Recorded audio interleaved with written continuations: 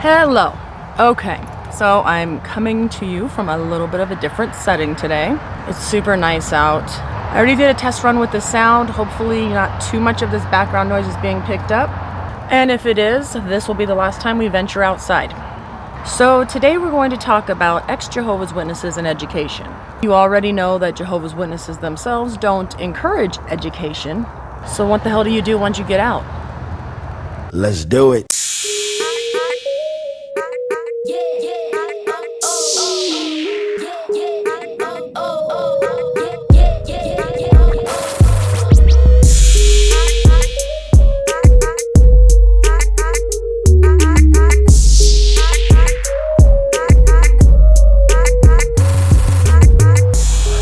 Okay, so if any of you are anything like me, when you left the Jehovah's Witnesses, you left with this much education. So, let's talk about that, and let's talk about what we can do to fix it. Okay, so first things first. Rest assured, a formal education is not everything.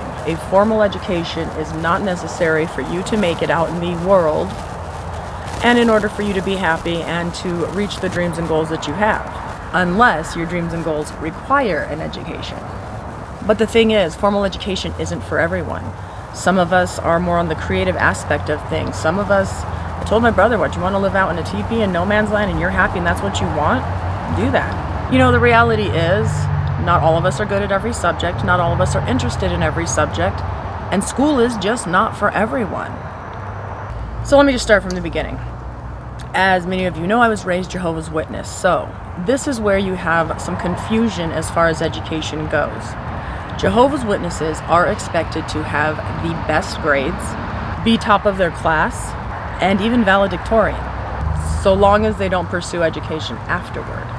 Why do we have to work so hard to get good grades so we can spend the rest of our lives in construction, window washing, and in the ministry?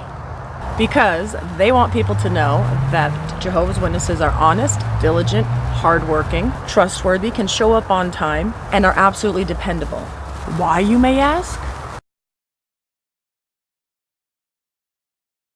Because if we are at the top of society as far as our blooming personalities go, then won't people strive to be like us? No, really, that's actually part of the logic.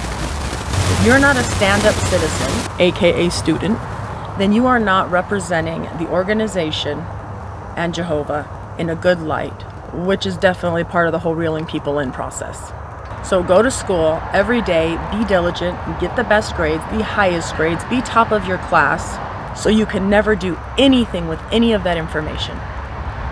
Did any of you guys ever hear your own parents or any other parents talk about how the kids are doing, Jehovah's Witness kids do so well in school because they're so well read, because we're taught to read out loud, because we're taught to research within their own publications only, but that we're all around better students because of the good work and the things that we learn as a good Jehovah's Witness kid? Just curious. So like many kids in or out of the organization, I was a great student for the first couple of years of my life. Totally could identify red colors from blue colors. I knew red and blue made purple. Could count to 100. I was a stellar student. I definitely learned most of my social skills from school. So one of my highlights that I remember in school was a writing contest they had. And by then I had been identified as a very strong writer, and Cass is going to be a writer when she grows up, and she can work in Bethel. So I had entered a contest, and the subject matter was, what does Christmas mean to me? And so I proceeded to write a paper that historically and biblically disproved Christmas.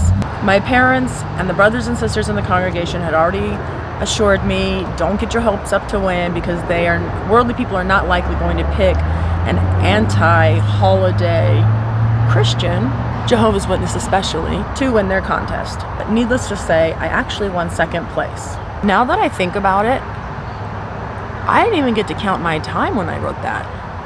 Okay, so I'm going to give you a fast forward of how my education went from that point on. I didn't do so well in the 6th grade the first time around.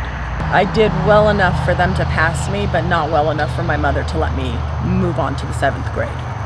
So she held me back a year. Went to the 6th grade the second time, successfully maneuvered my way through the 7th grade, and made it halfway through the 8th grade, where many of you who've heard my story before heard that I was sent back east to meet and live with my biological father because they found out I had a boyfriend.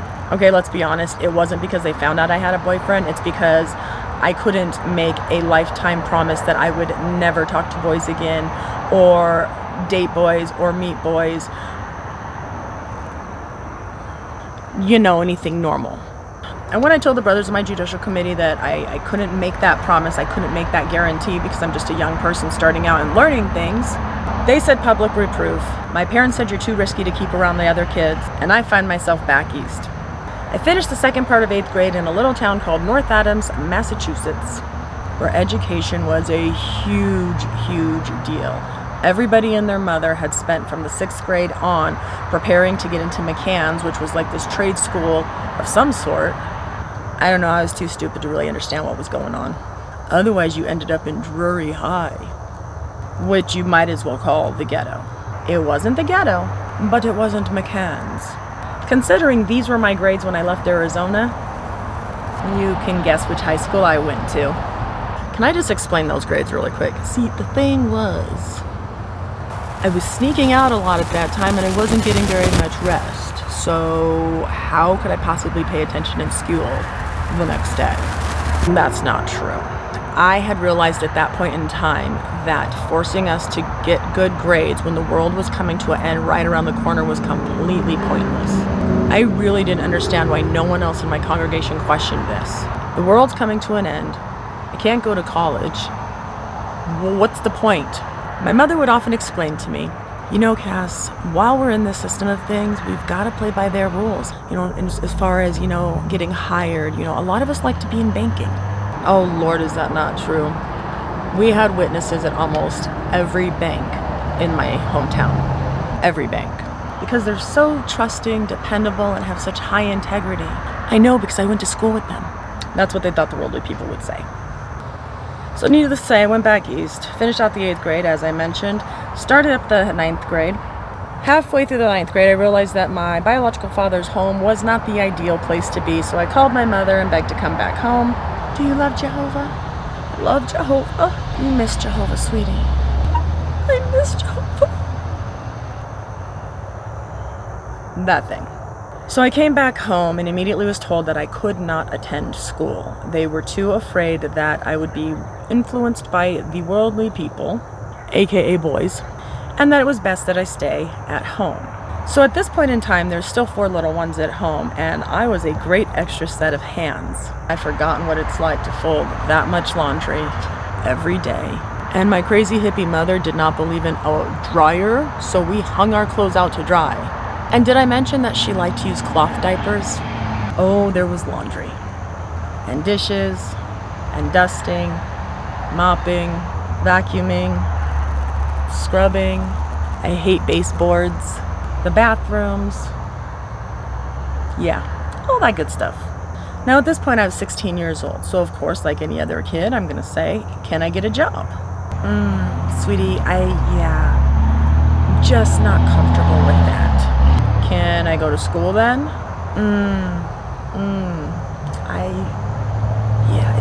I gotta be honest with you, Cass, it terrifies me, it scares me.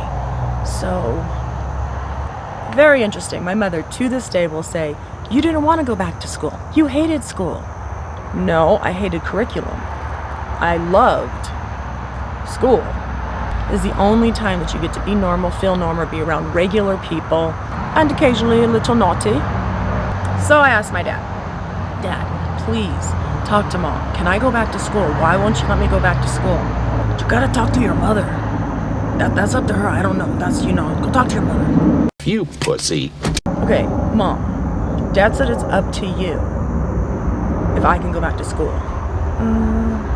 Yeah, no, that's not a good idea. So my life became house, kingdom hall, house, kingdom hall, house, kingdom hall, kingdom hall, service, study, service, kingdom hall, service, with a shit ton of laundry in between. Eventually, Eventually, she realized that she couldn't keep me captive forever, and she allowed me to get a part-time job. That was the greatest freedom ever. Although, I will say, I met the cream of the crop worldly people there. I will be the first person to say that the people that I worked with were amongst the dirtiest, the grodiest, lots of liquor, lots of drugs. The guy at the gas station next door eventually went to prison for murder. Half of my co-workers are probably in jail or prison. And the other half probably live in Old Bullhead, aka Tweakerville. Needless to say, I met my future ex-husband there. So with no education and a fabulous part-time job, I did what any kid my age would have done. I ran away from home. Fast forward a little bit more. Had my first daughter when I was 17, my son when I was 18, my third daughter when I was 20, and I believe my fourth daughter at 22. And they were all planned. This is why you should teach responsibility, not abstinence. So I had 4 kids. I was very lucky that I was a stay-at-home mom because I was willing to be poor. Because of my abuse as a child, I refused to let anyone, absolutely anyone, watch my children, raise my children, or have an influence on my children. That was my job. What I did find myself constantly doing was proving how smart I was. I love to read. I love to study. Not that kind of studying. I loved to learn, and I loved encyclopedias. It bothered me. It bothered me all the time. It weighed on me like I know it weighs on a lot of you, or at least did at one point or another. For me, it was a constant in my head. I only have an 8th grade education. When I would hear about like Hill people and the Mennonites and whatever groups only having their kids go to school up into the 6th grade, I knew I only had 2 years more than them. And they weren't even a good 2 years. So eventually I went down and I got my GED. So if you haven't yet, and it's weighing on you, just go get it. Here's the thing, I didn't even study for it. So this is what I did. Went down, took the GED, figured I could pass what I would pass, then I would study the areas that I needed help in and then retest. In Arizona, where I lived, you could take each section for $5. Okay, keep in mind that was also 20 years ago. The rates have gone up. In any case, I got my GED. Why? I didn't need it. I wasn't going to work anytime soon, but something in here needed it, so I got it. It would be many, many years until I would get a job or even need that piece of paper. So this is where I'm going to talk about where formal education is not necessarily for everyone. Because I was a stay-at-home mom and I had to keep busy at all times, it's in my Jehovah's Witness nature, I decided I was going to write a novel. So I wrote my first novel. It was horrible. Wrote my second one. Eventually joined a writer's group. Wrote my third, my fourth, my fifth, my sixth, and so on. This is where becoming self-taught is very important. If there's something you want to do right now, don't think about whether you have the education. Don't think about whether you have the time. Don't think about you're too old to do it. Just do it. And I will say that this is the part where having a young mind is very beneficial. I had nothing telling me I couldn't. And my goal at that time was to, of course, eventually become rich and famous. But before that, to at least publish or get my first contract before I was 25. And that happened. I got 2. Those books are horribly embarrassing to even think about right now, but we're going to suffer through it. I eventually landed a couple more contracts after that. 4 of my books were published, but things were getting rougher and rougher in my marriage, especially in the fact that he insisted that my writing was destroying our marriage. So one day, like a fool, I shut the computer down. This tells you how old it was. I didn't shut the computer down. I shut the computer down and said, I'm done. If this is the problem eliminated. And sad to say, I never turned that computer back on again. And that was a really long time ago. The lesson here, don't marry the boy you meet at KFC. So now, while the original plan was to not work until my youngest was in kindergarten or first grade, the ex-husband, baby maker guy, insisted that he wanted to be self-employed and it was the only thing that he could possibly do to be happy, and he was going to work those 4 hours a day whether he needed to or not. At that point in time, I will tell you, my plan was slowly forming in how to leave. And I'm going to share this with you because many of you will be in the same situation. I had never worked, except for KFC. Oh yeah, and Dunkin' Donuts. I had no education. I had 4 wonderful kids, clearly a brilliant mind, and no concept of what was in the world whatsoever. I'm armed and ready for battle.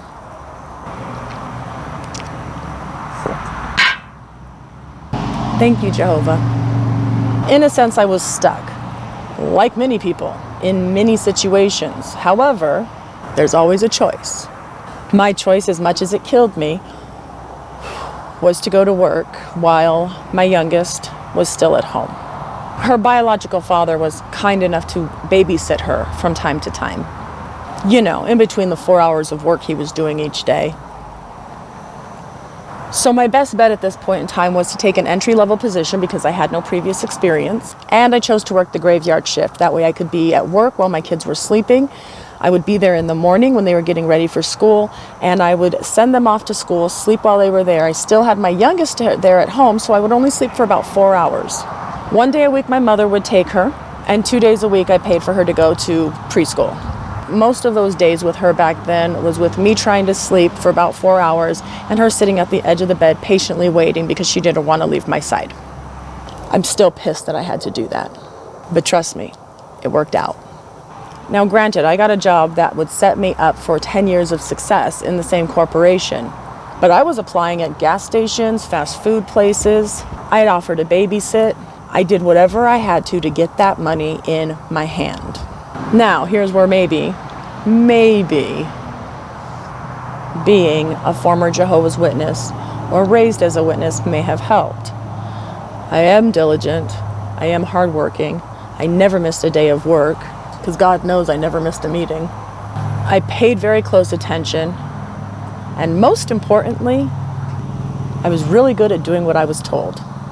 So while on that graveyard shift, I started learning the ropes, but I also started paying attention, developing my own critical thinking skills. And within 6 months, I was promoted into the lead for the ER. Keep in mind at this point, I actually only have an 8th grade education, but I got that piece of paper, right? The GED. What would happen over the next 10 years required no degree at all. And the fast forward version is this. I worked in the ER for about 3 more years, continuing to prove myself. I was over about 8 people, then eventually 11, and eventually 13. From there, they expanded me over to be over all of the admitting, AKA patient access areas, where I had 25 people in 4 different areas that I managed, scheduled, filled in for, covered the graveyard shift, and worked 70 hours a week. It was rough, but I'm telling you, you can do it. Now, obviously, I had a couple of goals in mind. Turns out I really like working. I like making money. Never knew what that felt like before. So there is a ton that you can do without an education. There's a ton that you can do and get by with because of your great personality or your work ethic. But I also recommend trades. You can get into anything. Yeah, I know, we all are great carpenters here. But you actually can have a good career in building homes, in doing drywall, in framing, in painting. I know because my brothers do it. They would have been invaluable in the new system of things. Or you can do what my sister did and marry up. I'm just kidding, sister. I love you. She married up. My youngest sister is very happy where she works. Her and her fiance both work at a marijuana farm. Chicks cannot hold their smoke. That's what it is. She's a cloner. And I get it, that's not for everybody. And I get some people are like, oh my God, not the marijuana. Yes, the marijuana. My point is you can make a living. You do have skills. You have a passion in you and you have a set of skills that will get you an income. You can't let the can't get you down, that's it. No, man, but you got to keep going. What am I going to do, quit? That's not an option. You got to keep on keeping on. Life's a garden, dig it? You make it work for you. Of course, I had an incentive. I needed to make enough money to get a divorce and live on my own. Like a big girl. For those of you who do want to pursue an education and don't know those next steps, dear God, I barely do either. You don't know anything about getting scholarships, how to get grants and loans, how long it's going to take to pay them back. I used to watch Jeopardy as a kid and I never understood why when they won, they always said, I'm going to pay off my student loans. Yeah, I get it now. They don't explain that to us little Jehovah's Witness kids because we're never going to get student loans. All right, so eventually I got to a point where my kids were very independent and self-serving and doing their own thing. They were super excited to see me when I first came through the door from work. Harassed me, corralled around me for 15 minutes. Oh, mommy, mommy, mommy, mommy, mommy, mommy, mommy, can I do this? Can I do that? Yes, yes, yes. And then they, dissipate and go play with each other and do their own thing. So I found myself with nothing to do. And out of pure boredom, I said, I'll go back to school. But I didn't rush through it. A, I couldn't afford to. Some classes I had to pay out of pocket. But B, I was also working 70 hours a week and raising 4 children essentially on my own. So I took my time. And so I say this to those of you who are like, I don't have the time or I'm too busy, but you really want to go. I mean, if you don't want to go back to school, then just don't go back. My current husband was an executive chef for years, traveled to Vegas, opened up entire restaurants there, over some 300 employees. And I'm going to show you some of his work here. And all of this is self-taught, learning as you go, finding the right people to steal a trade from, making mistakes and learning from them, and a whole lot of desire. And he's not formally educated at all. My point is, don't let them continue to steal from you. Don't give them that power. So as I said, I eventually went to school, and it took me, I have the longest running associates ever, almost 8 years. But during that time, I continued to work my butt off at work and to prove myself and to get promoted and move up the chain. But that worked for me. That's what I wanted to do. That may not be for you.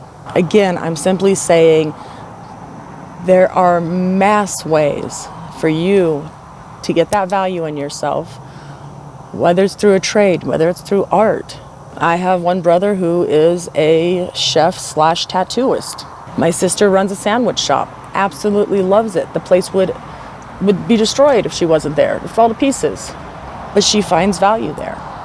So eventually I did get that degree, that piece of paper. It was my associate's degree in...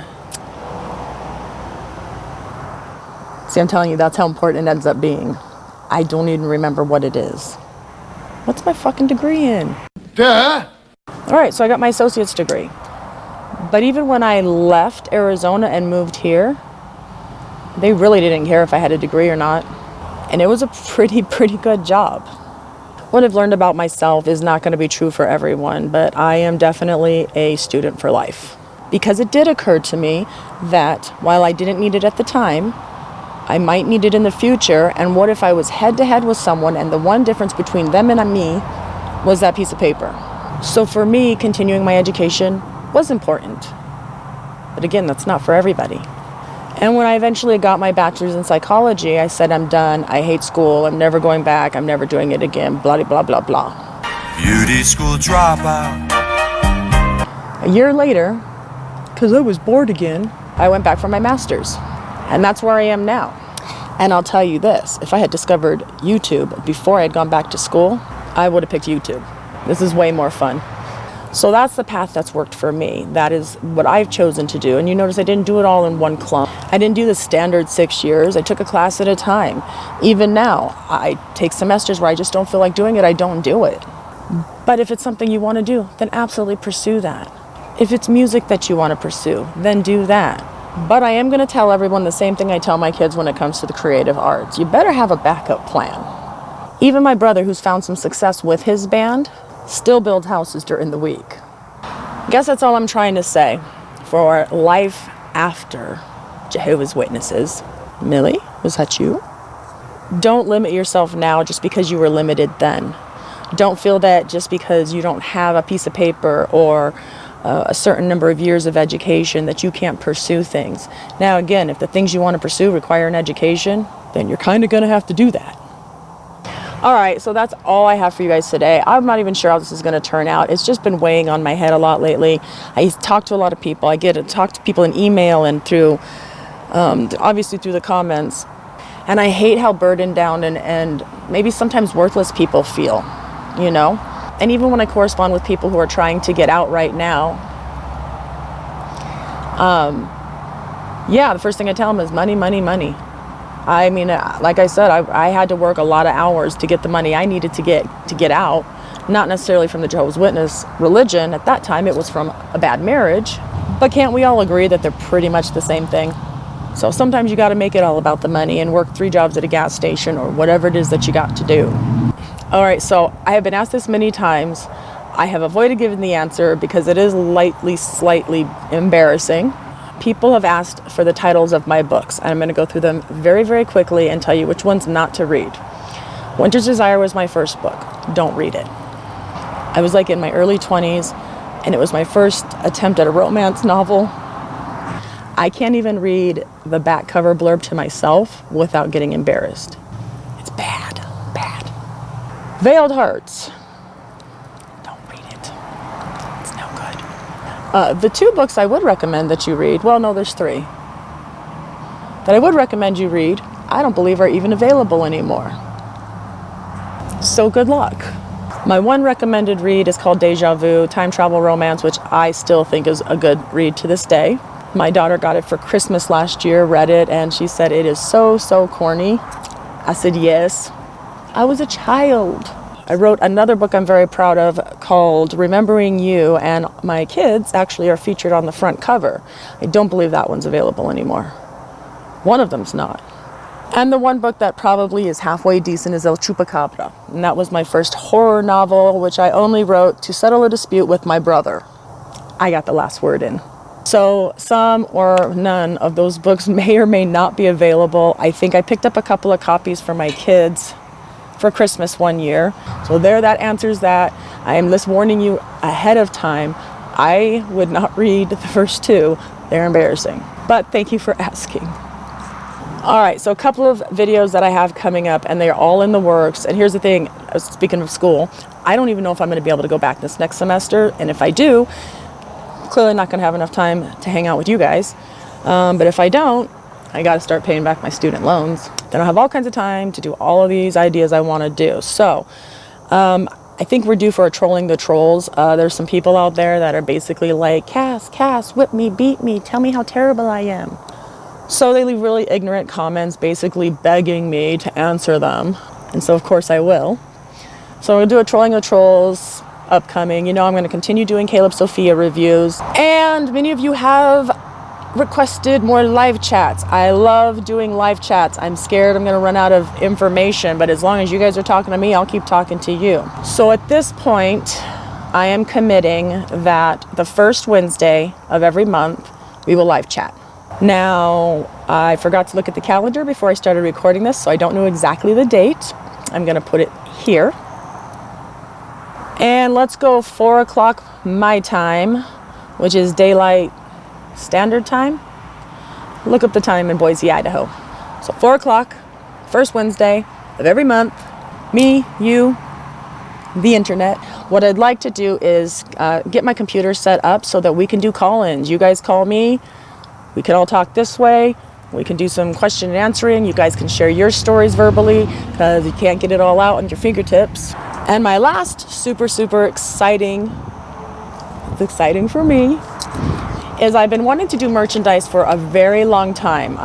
There is a huge creative part of me that I enjoy designing, I enjoy editing, I enjoy writing, things like that. And so I've wanted to do merchandise. And when I used to be a writer, God knows you got to self-promote a lot. I love doing promotional items, making little tea bags and like giveaways and bookmarks and barrettes and t-shirts and all that good stuff. But I couldn't come up exactly with the design I wanted. But I think I finally got something. I've come up with 3 ideas. I've already set up my store at Teespring, but I'm not sharing the link or anything yet because I want to see the quality of the merchandise first. This is the logo that I'm going to be putting on t-shirts, coffee mugs, tank tops, obviously in a few different colors.